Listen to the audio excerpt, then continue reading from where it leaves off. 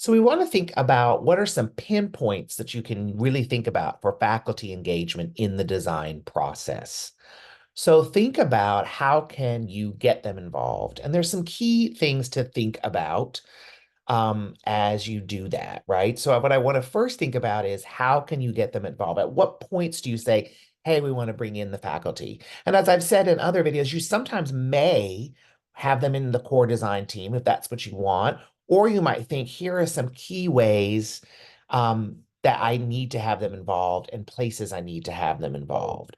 One is once you've done a T profile, right, with different employers, how can you look at the skills that were discovered in there, both the technical skills and, of course, the durable skills that were mapped with the employer session in what we call our T profile session? So this is a great way to review this with your faculty as well. Have them look at the data, the results that came out of there.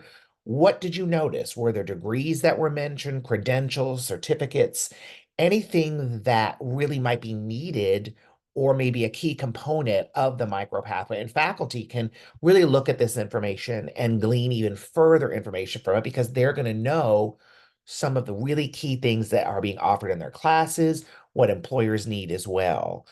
And you can really think of some key questions to ask in the T profile.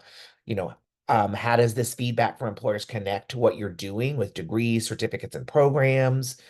And, how does this connect to the information you're finding? Does this connect to existing degrees, programs, courses that you have? Are there knowledge gaps? That's a good way to look at it as well. And again, having them involved in the learner persona and learner journey mapping is important as well. Because again, we want to make sure we're meeting the needs of new majority learners, and faculty work with those new majority learners often in their work. So again, how do we think about the learner journey, both credit and non-credit? And faculty really have touch points with them. So how do we mark those milestones of the learners and have the faculty involved in really identifying how a learner moves through the process of a micro pathway? So what is the assumed learner action? What do the faculty think about that? Are faculty behind the scenes involved? Are they advisors? What is it they're involved in beyond just the core learning experience in the classroom? And thinking about that growth agency and belonging of a learner. And faculty are often so connected to the learners, it's good to have their feedback. And we want to think about the assumed learner action. What are the actions faculty specifically take with the learners in the micro pathways? And how can we really have them involved in this process? So I think that those are some really key things to think about as well. Obviously, with curriculum mapping, faculty will be heavily involved, right? Really looking back at what we've discovered about the micro pathway and information. So, what's the goal of the micro pathway? What do the learners need to be qualified for when they've completed it? What are the benefits? What's the length? What's the method? And really thinking about what are some of the key things to think about, right?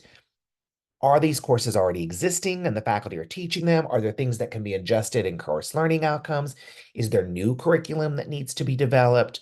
All of these things need to be taken into account, along with what are those industry recognized credentials that learners must earn through the micro pathway and certification. So again, the faculty can really be involved in mapping this curriculum to make sure that the micro pathway meets the needs of the employers and the learners, as they will be leading the instruction in this as well. So again, a really great thing to think about.